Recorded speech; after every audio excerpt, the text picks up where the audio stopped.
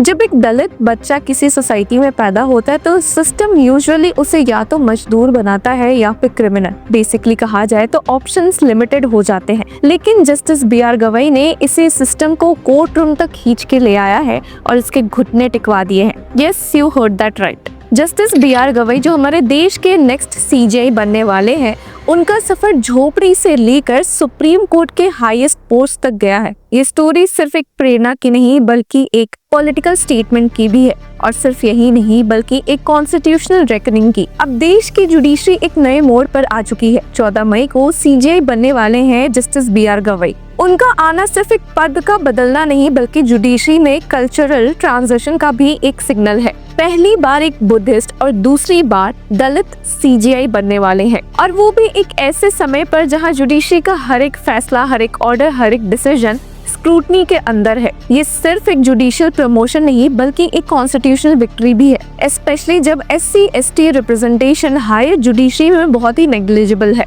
Justice Gavai खुद कहते हैं, "It is solely due to Dr. B.R. Ambedkar's efforts that someone like me who studied in a semi-slum area at a municipal school could attain this position." और जब अप्रैल 2024 में एक speech के अंत में उन्होंने जय भीम बोला था तो लोगों ने उन्हें स्टैंडिंग ओवेशन दिया। मामले यहाँ से और इंटरेस्टिंग होते हैं क्योंकि जस्टिस बी.आर. गवई अपने इंडिपेंडेंट थिंकर माइंड के अलावा बहुत सारे ऐसे केसेस में देखे गए हैं जहाँ उन्होंने स्टेट के खिलाफ जजमेंट सुनाया है। अब यहाँ पर इलेक्टोरल बॉन्ड केस की बात कर ले या UAPA PMLA अरेस्ट केसेस की, जस्टिस गवई ने अपनी लिबरल लीनिंग क्लियरली दिखाई है। उनका ट्रैक रिकॉर्ड एक और चीज बहुत ही क्लियरली बोलता है कि मैं किसी सरकार का नौकर नहीं, संविधान का सिपाही हूँ। कुछ इंपॉर्टेंट डिसीजंस में शामिल थे case of NewsClick founder editor Prabir Purkayastha और former Delhi deputy chief minister Manish Sisodia, जहाँ पर जस्टिस गवई लेड बेंच ने एस्टैब्लिश किया procedural safeguards against arbitrary arrest in stringent laws such as UAPA and PMLA। सिर्फ यही नहीं बल्कि उन्होंने साल 2024 में क्लियरली कहा भी, demolition of houses without due process is a clear violation of rule of law.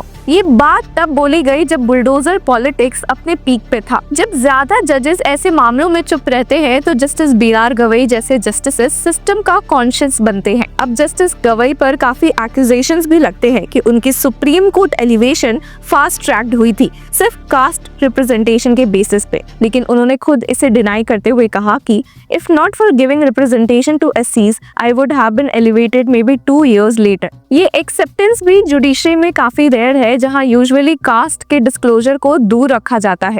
पर यहाँ पर ये कहना भी गलत होगा कि उनका हर फैसला गवर्नमेंट के खिलाफ जाता है, जैसे कि आर्टिकल 370 को एब्रोगेट करने वाले प्रोसेस को उन्होंने अपहोल्ड भी किया था। पर वहीं आयरनी ये भी है कि साल 2023 में जब उनके सामने राहुल गांधी का डिफेमेशन केस आया तो उन्होंने इस केस से खुद को रिक्यूज करने की कोशिश की।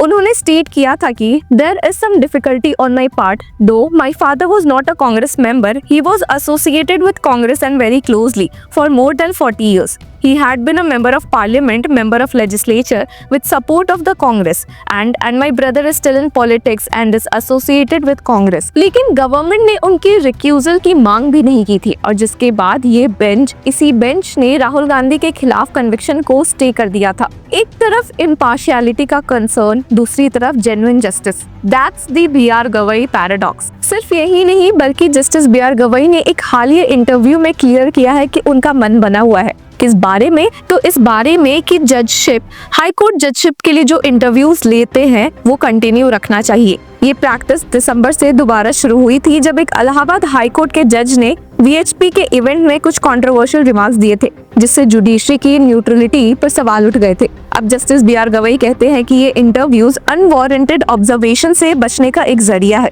यानी अगर किसी लॉयर की थिंकिंग पहले से प्रॉब्लमैटिक है, उसके व्यूज बायस्ड रखते हैं, तो वो पहले से ही कॉलेजियम का कंसर्न बन सकता है इंटरव्यू लेने की वजह से। इस बारे में जस्टिस बी.आर. गवई ने कहा है कि we got an opportunity to test the capabilities of lawyers, this process should continue. अब ये मूव जुडिशरी को ज्यादा ट्रांसपेरेंट बनाता है, उसे आर्बिट्रेरीनेस से दूर रखता है। ये तो बाद में पता चलेगा, पर एक बात तो क्लियर है कि इंटरव्यू करने से पहले जांच लेना कि कल का जज किस आइडियोलॉजी से सोचता है, सिर्फ लीगल एक्यूमेंट नहीं, ये नए CJI का थॉट प्रोसेस बोल्ड है। सिर्फ यही नहीं, जस्टिस गवई हमेशा से यंग लॉयर्स को स्पेस भी देते आए हैं। हाई कोर्ट के वेकेशन बेंचेस पे सीनियर एडवोकेट्स को अपीयर होने नहीं देते थे ताकि जूनियर्स को आर्ग्यू करने का चांस मिले। उन्होंने अपनी टीम के लिए खुद स्टैंड भी कई बार लिया है। जब एक चीफ सेक्रेटरी ने उनसे कहा कि एक असिस्टेंट गवर्नमेंट प्लीडर को हटा दे, तो उन्होंने सीधा बोला, If you want to remove the AGP, remove me first। ये डायलॉग सिर्फ लॉयल्टी नहीं दिखाता, एक क्लियर स्टैंड दिखाता है।